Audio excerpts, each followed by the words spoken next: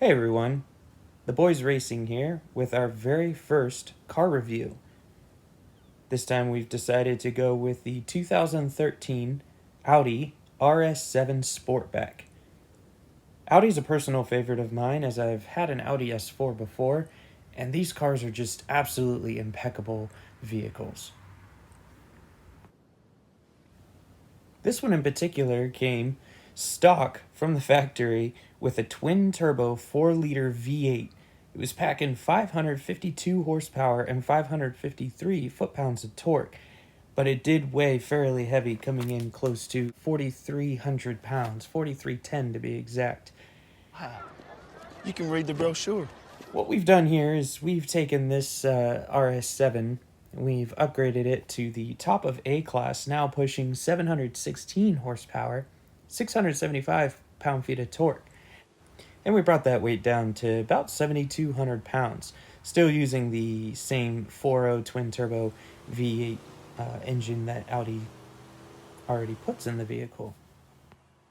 As a fairly large and heavy A-class vehicle, we didn't find a need to have to put any front aero or rear aero on this car in order for it to perform the way we wanted it to.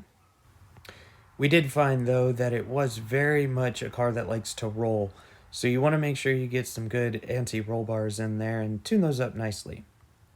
The wheel selection that we chose for this one are the Titan TS7s. We found these to be kind of open and still fitting within the European spec of wheels, and kind of kept the car looking nice and clean without giving it that same stock look. Kind of customize up just a little bit to the way we liked it. Once we had all our modifications on, it was time to take this thing out on the road. I'm sure you'd love to see how this thing handles out on the road. First, let's just listen to the audio of that exhaust note coming from this sport-styled exhaust.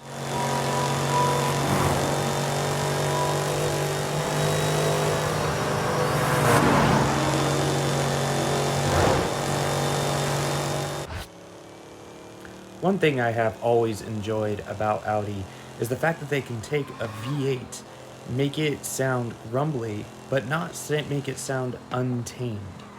It has a very subtle sound as it rolls, but one that's also very distinct, that you know that a vehicle with power is coming down the road. Next, we find that the car likes to understeer a bit. As I mentioned earlier, you definitely want to make sure you throw in some anti-roll bars. In our tune here, we have it kind of tuned out a little bit, could use a little bit more work.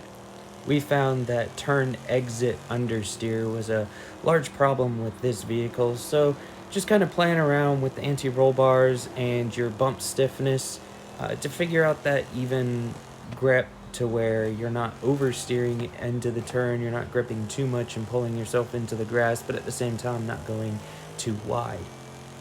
The power band for this vehicle is pretty mid-range for an A-class.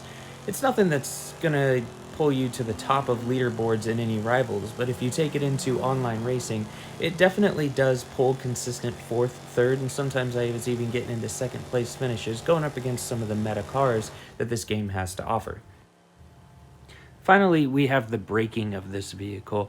The brakes, when upgraded, definitely provide a lot of tuning compatibility, which allow the vehicle to be able to stop better without losing traction as you're going into a turn. Overall, I'd say that this vehicle handles very well, accelerates nicely, and will put up some competition in some online racing, which brings us to our scale. Our scaling covers 4 different options. We have style, power, handling, and braking. Starting off with the style points, possible 10 points achieved, we give this one a 7.5. It does have a wide body kit, but I think the wide body kit was a little too much, distorts away from the fact that this is a luxury saloon. So 7.5 on the natural body style. The power is a 7.0. Not lackluster and definitely can get up there, but there are definitely other A-class vehicles that have better acceleration than this one does and better top end. Finally, the handling at 6.9, believe that with a lot of tuning work, it can handle a lot better, but that tuning work definitely causes you to spend a lot of time trying to work out a lot of defects that the car has. And braking comes out at a 7.1. Once again, after a little bit of tuning, this car can brake on a dime. This gives us a total overall score of a 28.5 out of a possible 40 points. Not bad for the first vehicle that we reviewed. Make sure to like and subscribe to our YouTube page. Follow us on Facebook at The Boys Racing. And stay tuned for our next car review. We're going to stay in the Audi class. Let us know what you would like to see, though, in the comments. Until next time, safe driving.